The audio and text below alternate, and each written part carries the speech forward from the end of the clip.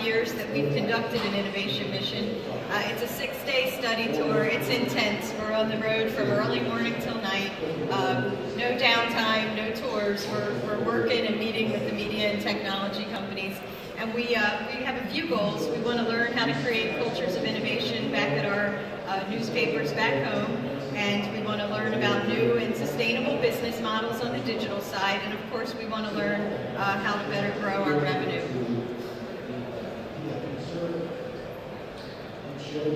These are the companies that we visited on this year's tour. So again, a mix of technology and media. On the technology side, we spent time at Facebook, Twitter, Google, the Plug and Play Tech Center.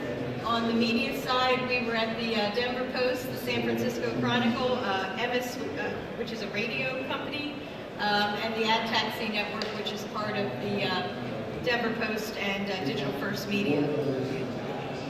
So again, we have the 9 takeaways. I do love this slide with Mr. Mark Koss here with the Superman cape, and that was from Facebook. See Ben Shaw in the middle. We were at the Twitter rooftop terrace. And of course, our media companies back home, I don't know about yours, don't really look like this. So we had a lot of fun and learned a lot. First takeaway, and I think we've heard quite a bit about digital agencies this week here at the World Publishing Expo, but it really is the #1 trend in North America that we're seeing. And we came away saying, if you haven't launched a digital agency in your market, my gosh, do so, and if you have, invest more. The day that we spent at the Denver Post and Ad Taxi, they are budgeting $80 million next year in digital agency services, up from $26 million in the last fiscal year. And we talked with John Payton the other day, the CEO of Digital First Media, who was here, and he told us they're trending $60 million for this year end, and their fiscal year starts in July. So they may very well exceed that $80 million. The San Francisco Chronicle also was an early adopter. They had launched an agency 4 years ago, same time that Ad Taxi did. They're now launching a second agency completely dedicated to native advertising and content marketing, which we've also heard a lot about. And really, a lot of the Innovation Mission attendees are investing heavily as well, which you're going to hear. It's absolutely the hottest digital trend in North America. Every large newspaper company has launched, and most of the small to medium either have launched or are about to. The most common offerings: search, social, mobile, and website design and hosting. But now that we're getting a little more time under our belt, we're seeing things like PR, inbound marketing, brand development, and native advertising creeping into the digital agency services. So we're going to look right now at what the 2 gentlemen on the stage have done at their companies: Big Fish Digital, a separate division of Red Wing Publishing, and Shaw Digital, a separate division of Shaw Media. So Mark, why don't you get us started and let them know what you've done at your company? Sure. When I came back from my first innovation mission 2 years ago, I started looking at the data in our markets, and a light bulb went off when I realized that the ad spend in our geographic footprint was bigger in digital than it was in our print market. So the opportunity is just as big, if not greater, in the digital marketplace where we serve right now. If I look at what that ad spend is comprised of, I see that we're playing in only a small part of that with our banner and tile ads on our website. So I decided that I need to get into that space, and I need to do it by dedicating resources and people, and I felt I could do it faster and quicker if I did it outside of my newspaper itself. And so I formed a separate agency called Big Fish Digital. I hired some expertise from outside the industry to come in, and we set up a full-service agency where we do a complete needs analysis for our clients. So we are providing services that include website design, search engine optimization, Google campaigns, pay-per-click campaigns, email marketing services, social media campaigns, and video development and hosting.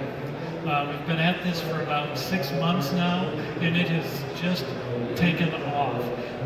I'm even surprised by what some of the customers are asking for us, but the common denominator that we found is that no one is happy with their web presence.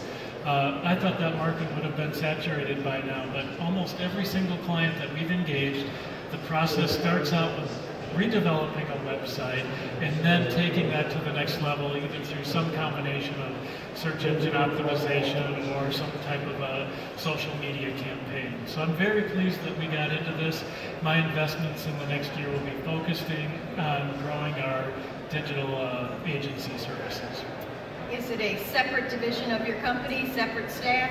It is a separate staff, but we also are using our core newspaper account executives to drive business, because we know that our print advertisers also are buying these services, and it's very important that we maintain that relationship with them by offering them the full suite of advertising services that they're purchasing. And you're about to certify your reps with Google AdWords certification? Absolutely. Yep. We think that'll give an added credibility to our offerings. Okay, Ben. Wow, what an exciting project, Mark. That's really cool. We also saw that there is a lot of money in the market, specifically with web and mobile sites.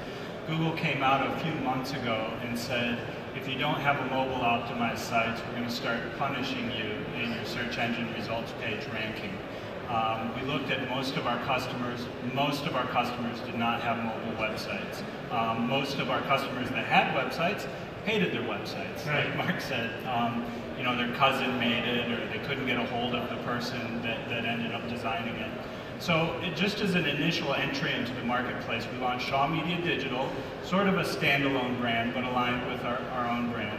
And we're selling it with our existing staff, but also with dedicated staff members. So there's somebody selling just websites and mobile sites, but also the existing staff is providing leads to that. And then we found a partner that could outsource the process for us so that we could maintain our focus on providing news to our markets as well on our own websites. It's been good so far. It's growing very quickly. We are looking at adding social services to it, but at this time we knew the easiest sell and the easiest to understand sale for our staff and for our markets was specifically web and mobile sites. So that's where we're at. So the big question in the US and Canada is, do you launch a separate brand different from your newspaper when you launch this digital agency, or do you affiliate it with your brand, which is so powerful in your market? You made the decision to affiliate it with your newspaper brand. You made a clean break. You want to just comment on the reasons why? Really based on some of the similar projects that we've had going on, actually with a separate e-commerce site that I'll talk about in a little bit. It seems like there's so much national competition and regional competition in the space. It's something that differentiates our company when it comes to marketing services or e-commerce is our brand's legacy, our brand equity in the markets, that we're going to be here, our publishers are going to stand behind these products, and you will be very satisfied with them, and we won't be gone in 6 months, which a lot of our competition cannot see. And you? Yeah, I really didn't want to let the culture of a traditional newspaper hold me back, and I felt as though if we set up a separate entity that we could run a lot faster. And we've been able to do that, but we do leverage our newspaper brand, because that shows that we have some bricks and mortar behind this new enterprise that's out there. And it seems like I can have both ways. I can go into a traditional advertiser with my newspaper and say, hey, I've got this other agency, or I can just go into a customer I'm not even working with, this big fish, and say, yeah, I've got 10 newspapers behind me. So it works both ways. And it allows you to sell beyond your geographical boundaries, if you, or borders, if you have a separate name. In our meeting with John Payton the other day, he told us about a large buy, I think it was Samsung, that Ad Taxi had placed, and it was several $100,000, and not one digital first media product was bought. So there's pros and cons to each, and it's probably 50-50 right now. Well, just one more comment too, is that literally 50% of our revenue and our client base is non-newspaper advertisers. So it already has effectively allowed us to move beyond the advertising base that we had, and that was critical to our long-term success. And one of the case studies we're going to hear about in a few minutes will be Propel Marketing, and we have Anthony here. Probably the most bullish move in the U.S. with the hiring of 200 FTEs out of Gatehouse Media. So we'll hear a little bit more about that in a minute. Takeaway number 2, innovate like a startup, and you all probably know a lot about this given Axel Springer's partnership with the Plug and Play Tech Center, but that caught our attention and we wanted to go and spend some time there at this startup incubator in Silicon Valley. It was truly a fascinating visit and gave us a look into how a startup environment really would operate. And I know Europe is probably ahead of us on this because many of your companies have startup divisions. We're meeting with Russ Media tomorrow at their Berlin office, for example, and I understand that's their startup version for their company. But we learned a lot about the importance of open space. Again, I think you do that better in Europe than we do in North America, where there's just a lot of ability to share information with each other. They have 300 startups in their building at any given time, and we now have several of our Innovation Mission attendees opening offices at the Plug and Play Tech Center. So you want to just share your takeaways from this one? Sure. One of the things that stood out to me as I was looking at these very innovative companies with startups is that when we try to start a new project in our company, the very basic financial planning for it, the budgeting, is based on old models with stable revenue generators that we forecast out. We think we're going to make this much, and if we do this, that sort of budgeting process does not match with a quickly moving startup. So we're starting to look at ways that we can budget based on tests and success, where floodgates will open at different levels for budgeting in a project. The key takeaway for me was that one of the folks that was giving us a tour said there really are no new ideas. Every company that comes in here, it's kind of the same story. What they want to focus in on is how are you going to execute that and do it quickly. And it kind of changed my perspective that we always focus on the idea in our organization. I want to shift that to focusing on the execution of that idea as quickly as possible. And that's the key. So takeaway number 3, sticking with the theme of a culture of innovation. And this came from our visits with Google, Facebook, Twitter. Just several things stood out. First of all was the openness. The floor plans are incredibly open, down to managers, don't sit in offices. They're all out on the floor, including the CEO in most cases. So the Facebook CEO doesn't have his own office. He sits out on the floor, which was really unbelievable to us. Transparency. Every employee we talk to at these huge technology companies that have cultures of innovation that our members would die to have, they talked about the importance of transparency in their company and how there were no secrets. And all of the employees understood what the goal and mission of the company was. And they knew that because they have very regular contact with, say, the CEO through weekly meetings that are designed around happy hour events, and everybody attends them. In addition to openness and transparency, the work environment, they provide tremendous perks to their employees, which honestly the average LMA member can't relate to. Free dry cleaning at Facebook, or bring your pet to work at Twitter or at Google, or the lavish buffets that they serve for breakfast, lunch, and dinner free of charge. But I think our attendees did walk away and say, you know what, there's some things I can do back home to create a more inviting environment, a fun environment, and encourage innovation. A quick story from one of the attendees, Emily Walsh, with the Observer Group in Sarasota, Florida. They created OMG Fridays, so their company name is Observer Media Group, so OMG. And every month the CEO hosts a huge happy hour for the company. It's 12 weeklies, so maybe about 100 employees. And he talks and takes questions very openly. Even in a small company, the reception to it has been very good. It's changed their culture, and one department a month reports on what they're doing. So classified may not know what production's doing, production may not know what retail's doing, but now the company as a whole has come together in a bigger way. Easy thing to do. What are some of the takeaways for you? Well, I saw a similar approach, and we're going to utilize the technology now to do that. We have a very distributed company, so it's hard to get everybody together and communicate. So we learned, hey, we can use Google Hangouts to have a company meeting.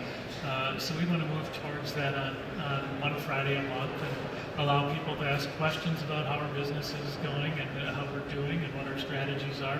And I think it'll engage people more in where we need to go as an organization.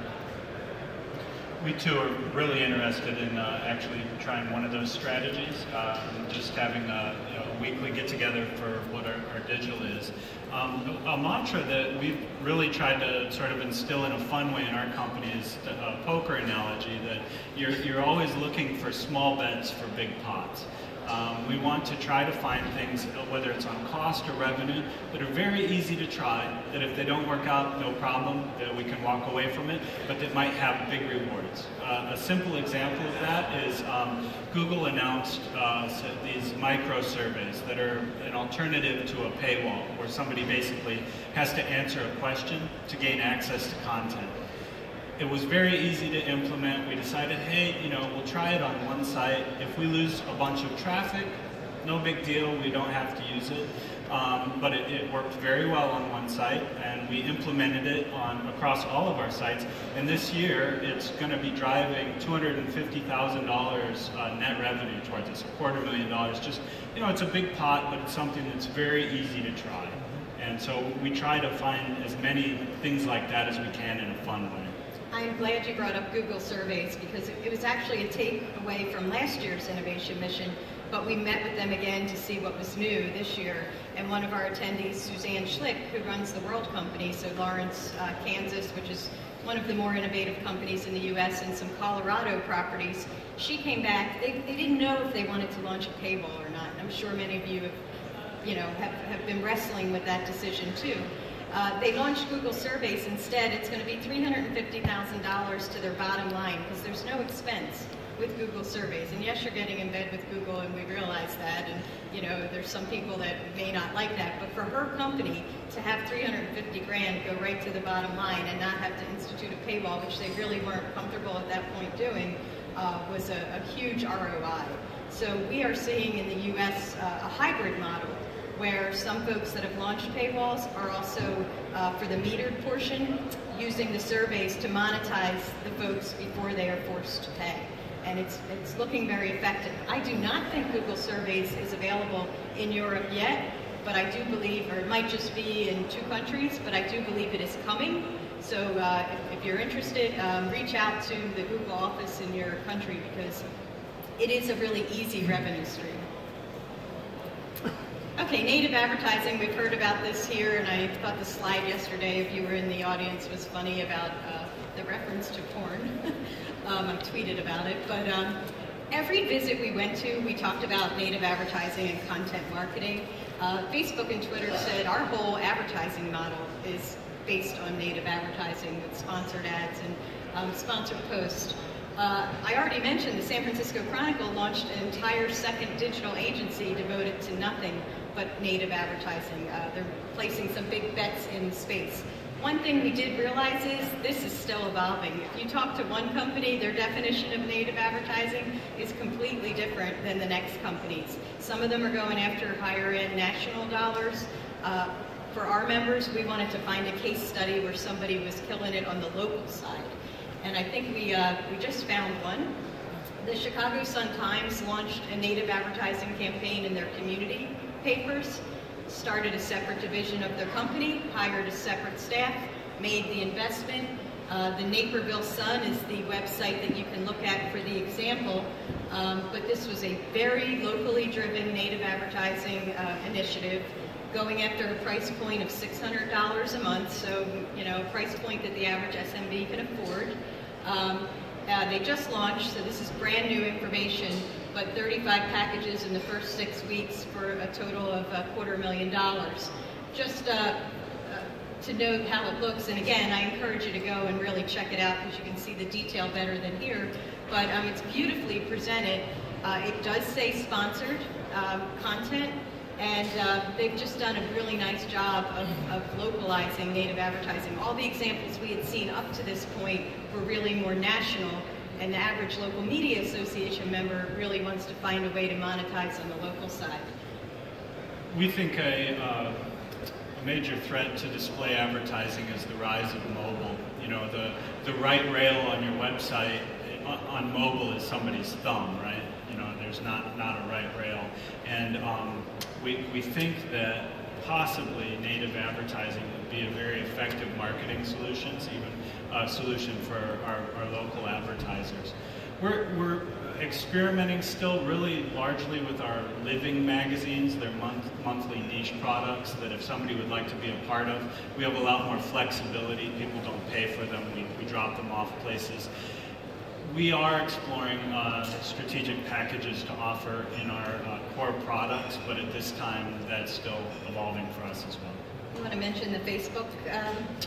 Oh, sure. Yes, we are offering in one market as a test a sponsored post that an advertiser could place on our Facebook feed. So we've aggregated all the eyeballs on our Facebook page, and then we're exposing their message. But the message is not specifically about the company. It's a story that they can suggest to us that our editorial team has final say on. Because as you all know, social media, your followers and friends are very fickle, so it has to be something that's relevant to them.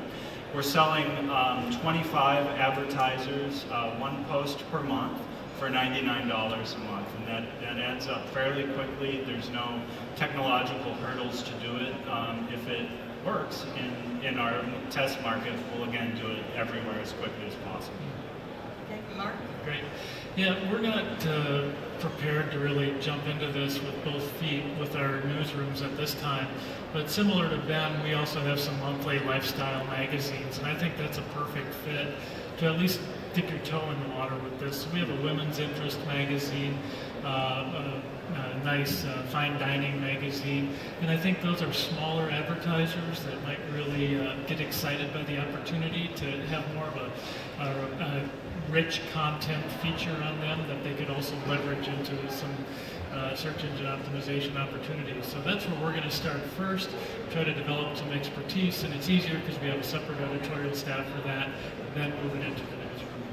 I will say the best examples are working with the newsrooms, and again, I think Europe was ahead. Steve Parker and I visited a bunch of companies last year in Europe, and you guys weren't calling it native advertising, but you were well ahead, those of you who are from Europe. So moving on, sticking with social, obviously this was a big part of the innovation mission since we spent a lot of time at Twitter and Facebook. And by the way, they were not very open. You know, we wanted to learn a lot more than we probably did. They were pretty guarded with what they would share with us, but we certainly came away with a lot of good information. We really understood the Twitter business model, which I can't say going in we did. We understood why their revenues are where they are and why they're growing so rapidly, and the different options that are available with the promoted tweets and promoted accounts. We also learned a lot about how Facebook is monetizing with their sponsored stories and posts. Again, it's native advertising, 100%, and I think it helped us with our digital agency approach understand how we can then add these kinds of packages. Up to this point, the digital agencies were mainly just helping the advertiser create a Facebook page or create a presence on Twitter and managing it, and now we understood the opportunity. We had someone with us on the innovation mission from Dream Local Digital who's heavy in the social space, and she had just purchased a campaign for an organic coffee company client, small business. And within 24 hours of buying the Twitter keywords, they sold $45,000 worth of organic coffee. So I think we walked away understanding that Twitter was probably more of a competitive threat than we first realized. And it was a really great offer for the coffee, by the way, it would have to be.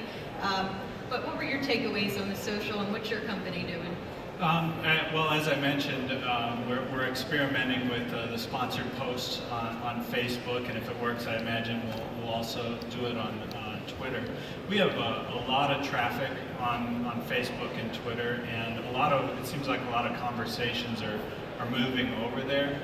We also noticed that in our markets, Facebook was actually sending actual people to talk to local businesses and do education about how to use Facebook to market your local business in some very small towns that we operate in, maybe 16,000 people total. So it was a real eye-opener to see where they're going. One of the takeaways I had was that Google, Facebook, and Twitter all have business models that are set up where they want to engage directly with the advertiser. They want that relationship one-on-one.